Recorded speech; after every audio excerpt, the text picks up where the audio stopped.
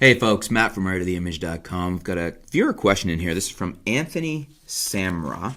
And Anthony's writing in, he says, I just did a imaging resource comparometer. So for those of you that aren't aware of that, you can go over to imaging resource, put in two cameras, and it'll kind of compare them and line them up for you with the specs and show you what the differences are. So he says he's done the comparometer on the D500, the Nikon D500, the Nikon D750. I'm so confused. The D500 is not only sharper, but has better color reproduction. Could it be the X-Speed 5 or lack of a low pass filter that makes the images sharper? So, interesting point, and it does get confusing because, first of all, you're not comparing apples to apples. You're comparing apples and oranges. We have a D500 APS-C, very good, very high-performing APS-C sensor, so a crop sensor.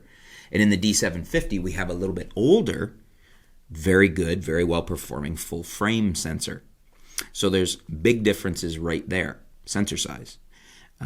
Traditionally, one would be led to think that the full frame would perform better, but we are also looking at all else is not equal. The 750 is an older sensor now. Still a very, very good performing sensor, but the D500 is a newer, top-of-the-line performing APS-C sensor.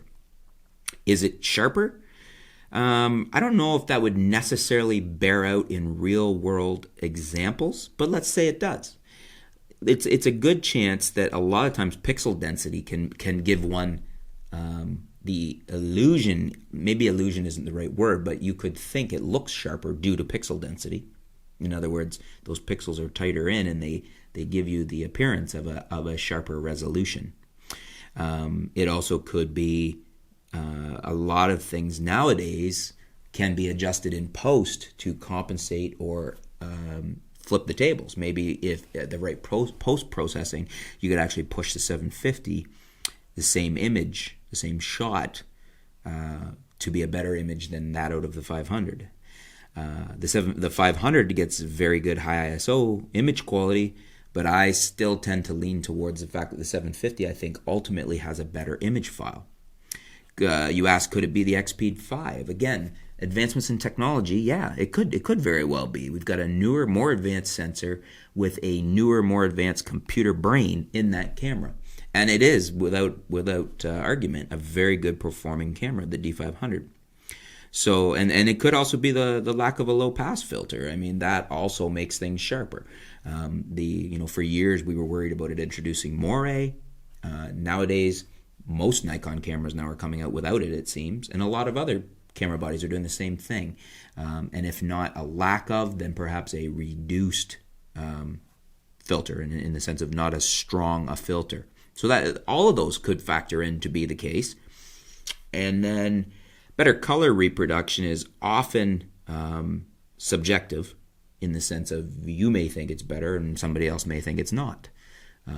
Color reproduction has always been something that people argue about. A lot of people, I like Canon color, I like Nikon color, and they fight over it. This is just like, it's a very subjective thing. So better, again, I think there's a lot of subjectivity there.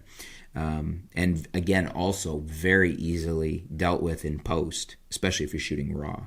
So it is confusing.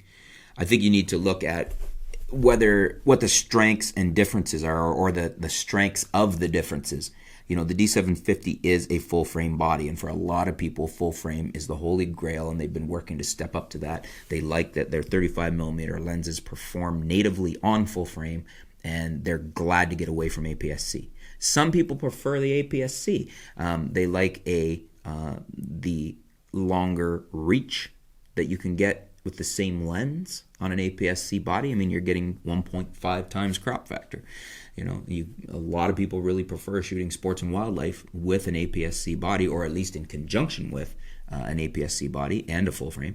Because of that, it gives that lens the extra reach, and they prefer that situation rather than cropping or whatnot. So, you've kind of got I would suggest the best thing for you to do is get your hands on both of these in your local camera shop. Take in a couple of cards, shoot some similar situations, and see what you think. Buy them from a place that accepts returns. If this is two very serious cameras you're looking at and you're not sure, buy them both. do some extensive testing in a short period of time so you can get them back in a good period of time. Make sure you don't damage them or anything. And you'll be able to return one at some places. Some places allow for returns. So that would be a way to do it too. Either way, I would get my hands on one and see for yourself what works best for you. What do you guys think? Do you think I've covered what the reasons would be for this? Do you think there's other reasons I missed? Let me know in the comments below. Which way would you go? D500, D750, and why? Let's help out Anthony think this through. Think through it looks like he's looking at making a purchase. Thanks for your question, Anthony. Stay tuned, folks. We'll be back soon here at artoftheimage.com.